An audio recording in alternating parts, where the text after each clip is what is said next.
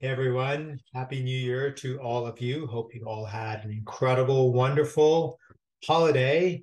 And now it's finally 2023. I have to say, I am happy to see the back of 2022. This was just, how can I put it politely, not the best year. Yeah, 2022, not the best year. And when I think about it, 2022, it's almost like, oh, where is this? Okay, I think I got my slides all messed up.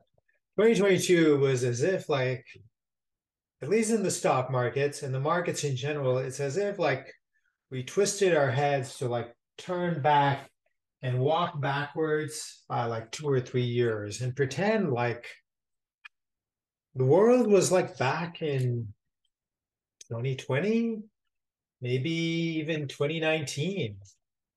I mean, it doesn't feel like it was looking forward. And remember, markets are supposed to look forward. So I'm going to show you four stocks and one crypto that lays out my case that in hindsight, I think like when folks go back and look at 2022, at the end of 2023 and beyond, I think what they'll see is a panic about growth stocks, and a kind of hysteria about something where, because we've never seen it before, people just really went to do what felt comfortable and to rush into things that feel safe. And like most decisions that are done in a rush, well, it's often regretted later on. And one of the things that we can clearly see that happened in 2022 is that people absolutely just threw out almost every single stock that would be considered a growth stock. Almost every single stock that had a long-term time frame where they've got something valuable. It's very clear. How do we know it's valuable? How we use it all the time. I'm recording this on Zoom. I can tell you our team, we use Slack. I mean, all of these things are built on the internet, which is the basis of the most valuable businesses on earth. And yet, for smaller companies that are taking advantage of the same dynamics in 2022, the stock market in a panic, hysteria about the Federal Reserve raising interest rates at a pace that had never been seen before in financial history, just said, oh my God, I just want to sell all these things, go into things that feel safe. And the only things that felt safe in 2022 were cash to some extent, but people actually went up and bid up like these old, stodgy, no growth, highly indebted companies, but they have the benefit of like where you could make the claim that they were recession resistant, and that they were represented solid blue chip businesses, but underpinning them is really debt, declining businesses. And that's what people rushed into in 2022. And they bid stocks like Procter and Gamble, and General Mills, and Campbell Soup up to these crazy, crazy high prices. Procter and Gamble, I just went to look before I came onto this video, is trading at 25 times earnings. I mean, you would think this company is growing at 30 or 40% a year and represents something magical, but they have almost no growth. Strip away inflation, they've had almost no growth. It's been driven by financial engineering around the dividend and buybacks and debt. In other words, in a world when the Federal Reserve has lifted interest rates by 4% in 1 year, all that debt, when it gets repriced, yeah, 25 times earnings. Hey, I'll tell you, it's been a brutal year for us. And I can see what's going on with Tesla today. So it's still like finishing out. But folks, there is a difference between the stock price and a business. And the market can, really wildly fluctuate in terms of pricing these things. However, in the long term, the market gets it right. And that does mean that for some period of time, sometimes it's days, sometimes it's weeks, sometimes it's months, but it's never like a decade. Over the long term, the market gets it right. And I'm telling you that right now, if you are in growth stocks, this is a time when the stocks are cheap. And you can see that by comparing the price of the stocks relative to the business. So I did this sheet this weekend, and Tesla stock I see for coming on is down 15%. So it's really closer to $105. But you'll see the point that I'm making here. All right. So you know that this channel, the business that I represent, ATG Digital, we focus on what I call the OGI sector: opportunity, growth, innovation. Opportunity, well, I mean, this means that there is the long-term prospect of something, a big gain, a big return being generated. Growth meaning that, you can see it through sales growth. I mean, people talk about profit growth. Thing is that if you have no sales growth, you have no growth. I mean, you can be borrowing money to reduce the number of shares and increase the earnings per share, but that's not real growth. That's fake growth. That's financially engineered growth. So growth for us means sales growth. Innovation means that they are doing something that is so different, that represents such a significant value, that over time they are going to wipe out their competition, wipe out the old way of doing things, and have the potential to completely dominate their sector or industry. But it does not mean that you will not experience volatility of a significant magnitude, which we have experienced, in a huge way in 2022. And before I get going, I want to say anything you see, listen to on this channel, this is not investment advice. It's opinion, it's engagement, it's information. Some people find me hilarious. For them, it's entertainment, but it's not investment advice. You win, you lose money, you make money on you. It's your money. It's your responsibility. But let's go look at Tesla as a business. And I started this video with the premise that we kind of are in this moment in the markets where markets are still in the throes of a bit of the last segment of the panic driven by the Federal Reserve, where they raised interest rates so fast and people not knowing really what this was, both from the perspective that we haven't had this happen for really since 2008, and then we've never had this rate of increase, like the rate at which it go up. We've just never seen that. So people are just kind of like in a panic. But the way to kind of like strip out the emotion, strip out the fear, strip out the hysteria, strip out the panic, is to go back and look at the business. All right. And I know that, folks are going to be like, well, Paul, Tesla, it's down. I don't care what you say. Hey, listen, this channel may not be for you, and that's okay. There's no need to troll me. There's no need to, write a bunch of hateful comments. Hey, like I said, what I do is opinion, it's not advice. And not only that, I'm long-term oriented. Yeah. I look out 3-5 years. The big gains are always made over time. All right. So Tesla in 2020, and this, by the way, is at the end of 2020 and takes into account the last 4 quarters. There's a piece of jargon that you'll often see on a website called TTM.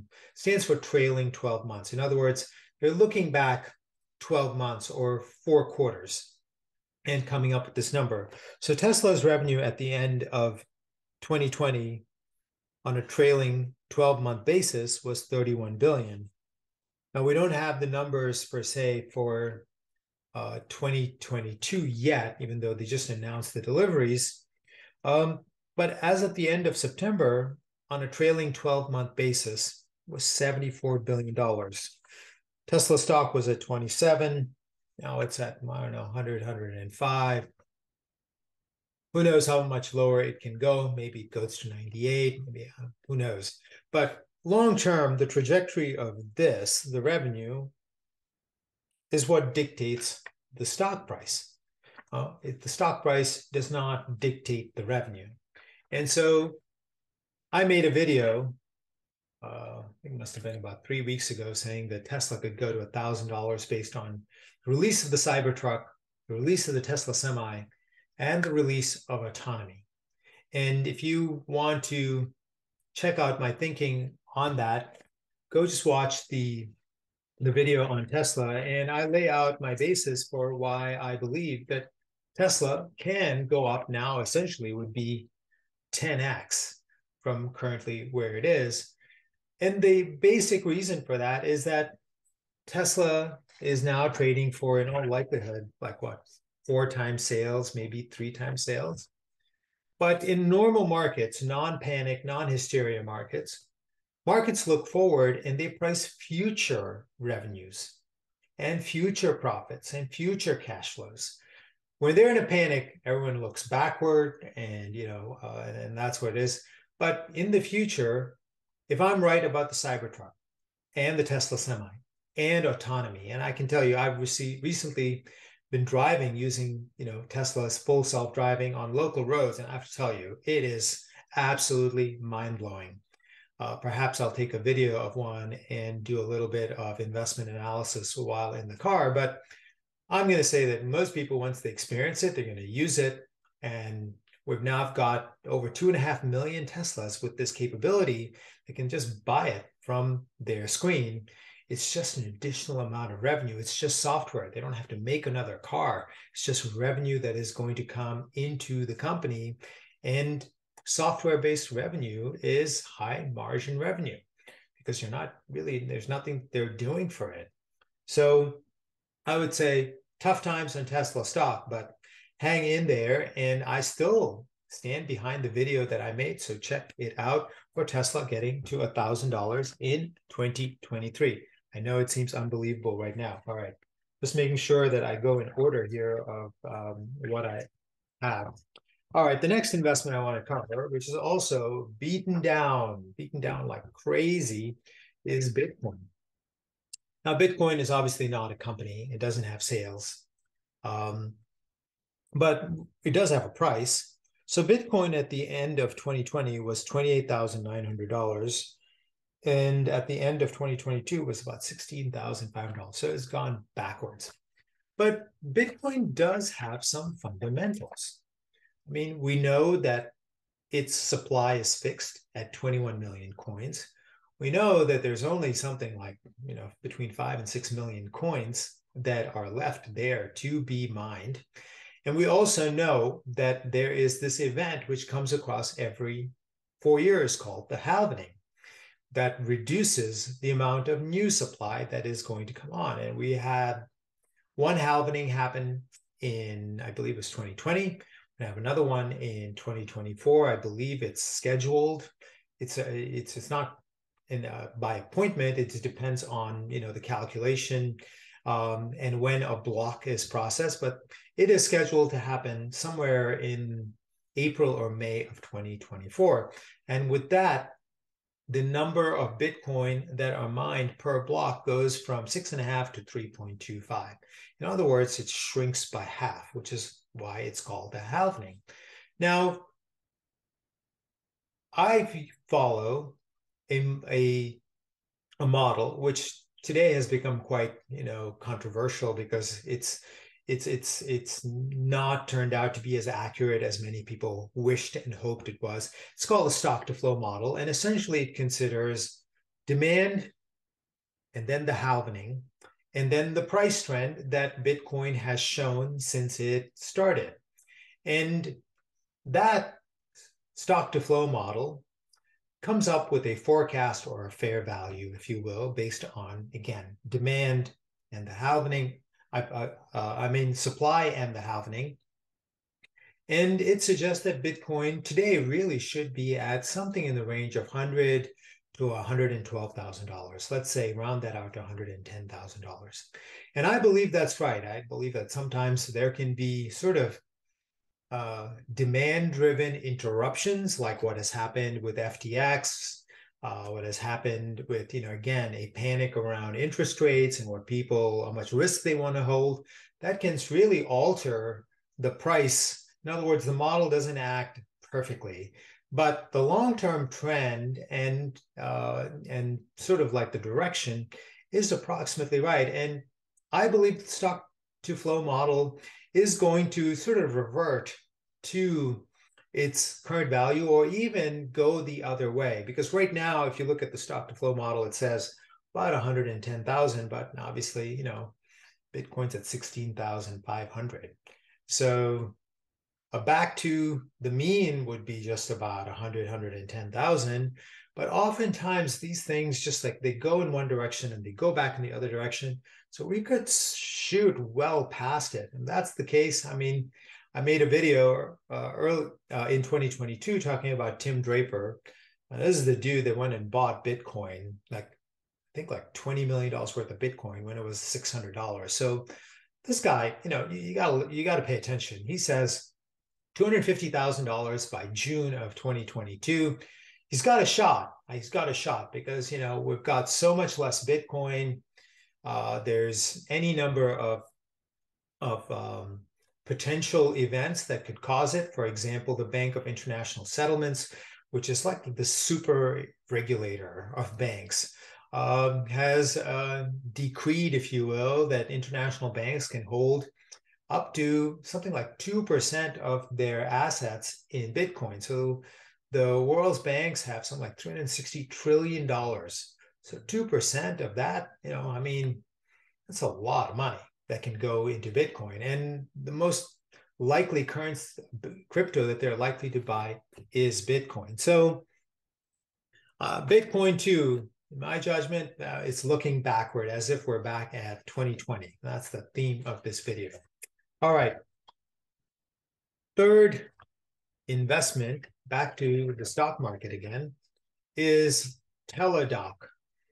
So in 2020, we had a breakout moment for telemedicine because we were all locked down, yet we had medical needs, and people started to use telemedicine in a very, very big way.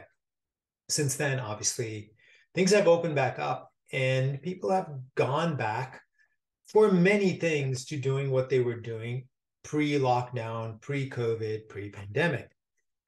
So in 2020, at the end of 2020, which includes, like what, 8-10 months of sort of COVID related sort of like surge in use of telemedicine, Teladoc, again, using the trailing 12-month number, had about $1 billion in sales.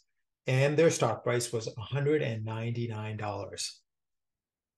In 2022, with their stock price at $23, in other words, it's about what, like 10%, right, of where it was. But they've got more than double the revenue. In other words, the stock market is acting as if 2020 didn't happen, 2021 didn't happen, 2022 didn't happen. And on top of that, as if the future, the use of telemedicine is kind of going to go away. It's some kind of fad. However, Teladoc and telemedicine, when you go look at industry forecasts, it continues to grow. It's not growing at the rate that it was in the immediate aftermath of the pandemic, where it was growing at 50 and 70%, but it's still growing at 10, 15, or 20%. And its use and adoption is widening into more and more places. So Teladoc right now trades for less than 2 times sales. I can tell you that, there are companies, that are near bankruptcy that trade for higher price to sales ratio. And also that markets look forward. So as telemedicine gets more adoption, that growth rate, in all likelihood, we're likely to see some number of years where it accelerates from 15 or 20 to 25 again, because there will be a period of time when a lot of people will start to use telemedicine. It just becomes something that people realize is so convenient, so easy, especially with work from home and other trends that are going in that direction. You'll have an acceleration of growth. And with that, you'll wake up, maybe it's 2023, maybe it's 2024, and it's no longer trading for 1.6 times sales, but it's 8 or 9 times sales for a much higher number, a much higher number. So 2 billion maybe in 2023, it's 2.5 billion, 2.6 billion. Remember, the market looks forward. And if the growth rate is going up, people have confidence about the future and they will look forward into 2024 and 2025. And then they will be willing to pay higher multiple on sales on higher revenue, which means stock price just rockets up, rockets up. All right, quickly, two more. Same thinking though, all right? Airbnb, all right? At the end of 2020, $3.37 billion in sales, $146 stock price. September quarter, looking back 12 months, they've got $8 billion. Yeah, almost what? More than double. And the stock price is $85. Yeah, I mean, we're not going back to the world where people only stay in hotels. I mean, so many people have used Airbnb, and Airbnb is going to see more and more use as more people work from home, spread out across the country, and want to generate some income from their houses. Yeah, I mean, it's trading for 6.9 times sales, not as low as Teladoc, but look at this growth.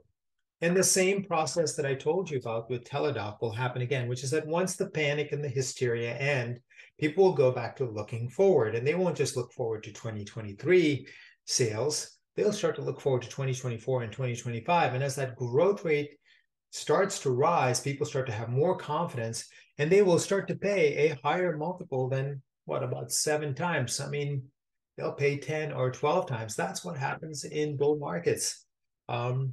The revenue is higher, and then the multiple is also higher. So, all right.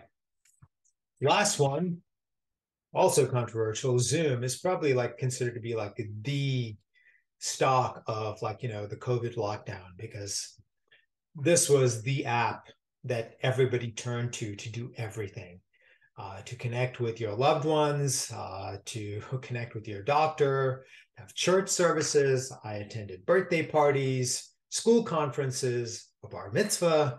I mean, Zoom was like the app for that period of time. Now, what happened since then is that it had massive, incredible growth, like 300-400% growth, in 2020 and 2021. It was completely reasonable that that level of growth was not going to be sustained. There was going to be some period of slowdown. But let's just do the comparison again. At the end of 2020, looking back 12 months, $2.65 billion. September quarter, $4.34 billion. So 100% growth. Stock price back then, 68. Stock price right now, 67. In other words, the value of their sales has doubled, but the stock price is all the way back to where it was essentially, at the pandemic. Yeah, which is crazy, especially when you consider that despite all the talk about going back to the office, vacancy rates across cities are anywhere from 40% to as high as 60-65%. It's estimated that at least 1/3 of pretty much all workforces in the US are now work from home. And almost every company is planning for a hybrid work environment, where Zoom is one of the critical tools that everyone uses. And so even if you have 15% of your workforce remote, everyone at your company has to have Zoom. So it's inevitable that the Zoom's adoption and use is going to keep rising. And that platform then starts to be something where you've got all of these users. And as you layer in different services, you can start to collect subscription revenue for more and more people for more and different things. So Zoom in its last quarter only showed growth of 5%. But remember, they grew at 300-400%, right? But now we're going to see, like, where the bar has been set very, very low because it's gone through, that surge, and then the growth on that surge was low. But now we're going to go through a period where companies set their plans for how they're going to go into 2023 and beyond. And that means, you're going to have to get pretty much everyone a Zoom account, and you're going to have to get it where, you don't just get one or two, you're going to get licenses by the hundreds. that's going to be a lot of sales that is going to be coming into Zoom. And the stock market is acting as if Zoom will never grow again because Zoom trades for 4.7 times sales. So same process I was telling you with Teladoc, with Airbnb is going to happen with Zoom, which is investors, once the panic and the hysteria over, they'll go back to looking forward. And the moment Zoom starts to show growth, they will say, whoa, let's look forward into 2024, which is that these trends are going to continue. And now people will be willing to pay a higher multiple on higher sales. So I know people love predictions because, hey, that's just who we are. So, hey, I'm going to put myself in the firing line here and put some predictions for 2023. But I will say, hey, give it a couple of months into 2024 if we're close, all right? There's no need to troll me, harass me, right? Abusive comments, listen, I'm trying to do the best that I can, all right? 2023, I think Tesla, driven by, again, Cybertruck, which will be the big thing, autonomy, full self-driving across many cars, software, and the Tesla Semi. Yeah, even though it's at just about 100, remember the old high was $400, and its revenue is still on a trajectory of at least 30% per year. Bitcoin, I'm going to go a little bit more modest than Tim Draper, and I'm just going to go with the stock to flow current forecast of about $100,000, which I'm sure if we got that, everybody would be completely and utterly thrilled. What about Zoom? Well, Zoom today is a completely washed out stock. There's almost no expectations in it. People simply are pricing it as if it's never going to grow again, when it's really setting up, in my judgment, in my opinion, for its next leg of sort of like massive, huge growth, as the expectation runs around how we work now and into the future are set, and that leads to a lot of licenses for Zoom being bought by companies versus just by people. So in other words, licenses by the hundreds, if not thousands, coming through. Teladoc, the predictions for Zoom are between $250 to $300. It may seem unrealistic to people, but listen, at low multiples and where people are looking backwards, and if you normalize the thinking versus panic-based thinking, then these are completely realistic targets. Again, remember, it's my opinion, not advice. Teladoc, same thing. $100. It's right now, like a $20-ish stock. But again, people are pricing in no growth. Their growth rate can rise again as things start to settle out, and as investors look forward, $100 to $150. And then finally, Airbnb, $150 to $200. Now, right now, all of these seem like stretches for sure. But just remember, this is not a normal environment for our stocks. People are looking backward. They're pricing in no growth. In a regular market, people look forward and they take the growth and they extrapolate it forward and they pay a rising multiple for that. And in a economy, in an environment where growth is expected to slow, companies that can grow, people will pay up. People will pay 10 or 15 times sales. That all seems like, like fairy tales to everybody right now. But that's what I have seen and experienced myself in the markets. And I've been in the markets for, 20 plus years, run a lot of money, and, things turn, just like they can turn negatively, but they can also turn positively. And people can never imagine, a negative turning to a positive, just like they can't imagine a positive turning to negative. But markets do turn, and when they turn, it catches many people off guard. And, I think these four stocks and one cryptocurrency represent like the core of this OGI sector, the opportunity growth and innovation sector, where if I'm right about 2023, which is that we're going to see between markets normalizing, growth becoming very scarce in the market, and yet people needing to invest, wanting to put their money someplace. Well, that makes me feel like our stocks, our crypto, absolutely rocket up.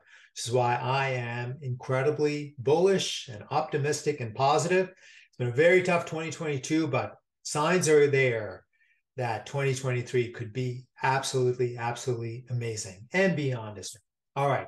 So that's the video for this week. If you like analysis like this, stocks like this, please check into links below. One will be for my Substack, which is 100% free. We usually write about at least one stock per day, where we provide you a mini analysis. Or if you are looking for sort of active coverage of OGI, opportunity growth and innovation type investments, growth stocks and crypto, well, check into atgdigital.media. There's a link below. Subscription plans start at $9.99.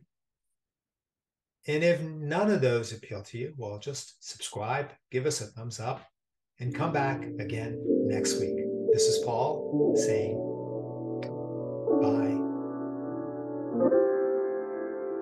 bye.